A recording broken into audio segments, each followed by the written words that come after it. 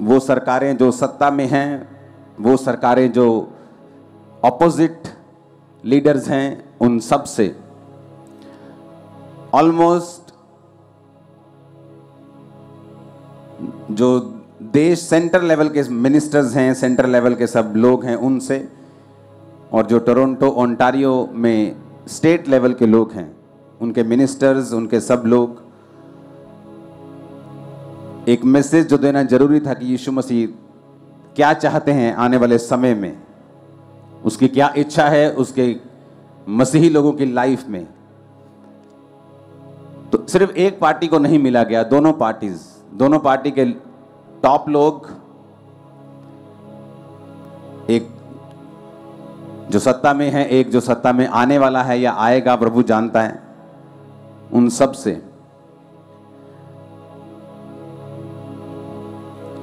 एक blessed tour था ये। तारीफ करो खुदावंद। मैंने आपको बताया था कि थर्सडे मैं यहां पे हूंगा, क्योंकि यहां आने का मकसद मेरा सिर्फ मीटिंग करना नहीं था। जब मैं यहां आने की तैयारी कर रहा था तो मुझे एक मैसेज आता है मंगलवार को कि मेरी जो फ्लाइट है एयर इंडिया की, वो 14 घंटे डिले हो गई, देर हो गई उसको। तो मेरी फ्लाइट अगर बुधवार को सुबह थी और मैं वीरवार को यहां पहुंच जाता शाम के टाइम और मीटिंग में आता, तो वो फ्लाइट जो थी वो 14 घंटे लेट हो गई थी। तो इसका मतलब मैं यहां पे शुक्रवार को पहुंचता। तो मेरे को मालूम था कि शैतान ये ऐसा करने की कोशिश कर रहे हो कि ये जो आज की मीटिंग है, ये एक मीटिंग नहीं, ये एक हेवनली विजन आज से स्टार्ट होगा आपकी लाइफ में। तो मैंने अपनी टीम को बताया कि नहीं, मुझे वापस जाना है, चाहे वो फ्लाइट मुझे मिले ना मिले, मुझे नई फ्लाइट लेनी पड़े।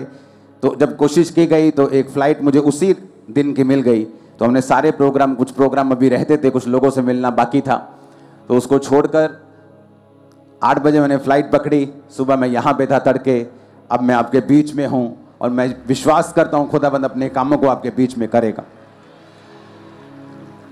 आज की थर्सडे मीटिंग में जो मैं अनाउंसमेंट्स आपके लिए करूंगा, ये आपकी लाइफ को बिल्कुल चेंज और एक नया बदलाव देने वाली होगी। अब आने वाले समय में परमेश्वर क्या करना चाहता है?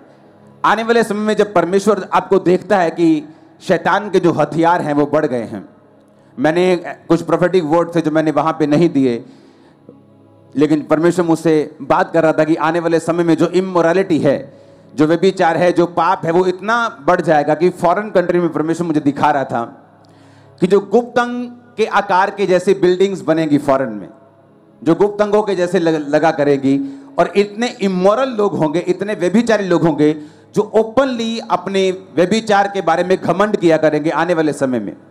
तो परमेश्वर मुझे दिखा रहा है कि हमें किस तरह से सरकारों से बात करनी है, किस तरह से लोगों से बात करनी है। और आने वाले समय में जो शैतान अपनी ग्राउंड को तैयार कर रहा है, क्योंकि उसका जो खाना है शैतान का, वो पाप है। अगर शैतान को खाना देना बंद कर दिया जाए, वो आपकी लाइफ से चला जाता है। बहुत से लोग डिलीवर हो जाते हैं, खेल आनी बंद हो जाती, बहुत सारी चीजें उनकी लाइफ में, पाप खत्म होने के, बीमारियां खत्म हो जाती हैं, फाइनेंशियल स्ट्रगल खत्म हो जाता है। और शैतान इस पाप को ग्राउंड बनाता है आपकी लाइफ में काम करने के लिए।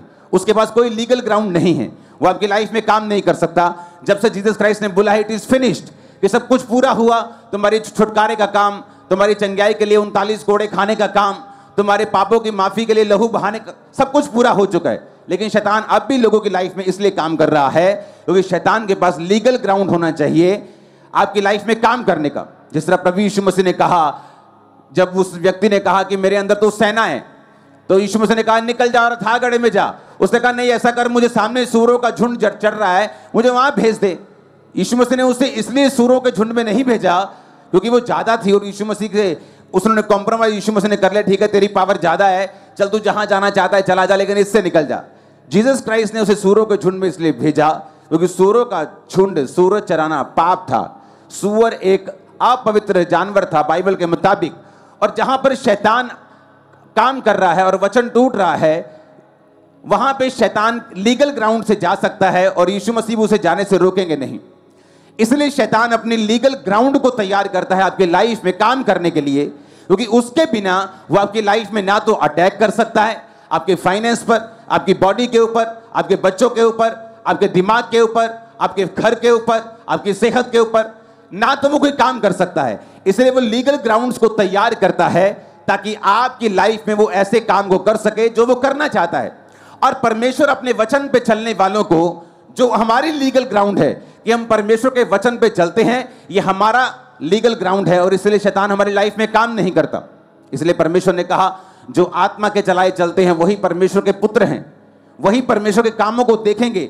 जो पवित्रताई में चलते हैं, तेरा बुलाने वाला पवित्र है, जो कोई पवित्रताई के बिना तुम परमेश्वर को देख नहीं पाओगे। ये सारे वचन इस बात को सपोर्ट करते हैं और उसको प्रूफ करते हैं जो मैं आपसे कह रहा हूं।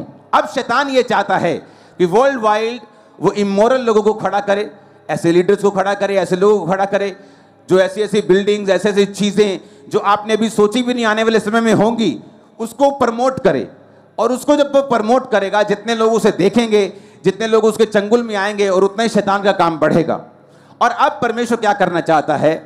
परमेश्वर उसका काउंटर तैयार कर रहा है। वो आपको अपनी स्पिरिट से भरेगा, वो पवित्र लोगों की फौज को तैयार करेगा, जो आत्मा से भरे हुए लोग होंगे, वरदानों से भरे हुए लोग होंगे, जो जीसस क्राइस्ट को प्रीच नहीं, जीसस क्राइस्ट को प्रूफ करेंगे और मैनिफेस्ट करेंगे। और जीसस क्राइस्ट के बारे में सिर्फ बोलेंगे नहीं, जीसस क्राइस्ट कैसे काम करते हैं उनको दिखाएंगे भी। अब परमेश्वर ऐसी फौज को तैयार कर रहा है और वो फौज आप हैं यीशु के नाम। अब परमेश्वर ये चाहता है उसके लोग पवित्र आत्मा से भरे। अब परमेश्वर ये चाहता है कि उसके लोग जो हैं पवित्र आत्मा की ताकत और सामर्थ्य से भरे। परमेश्वर ये चाहता है कि आप वरदानों से भरे।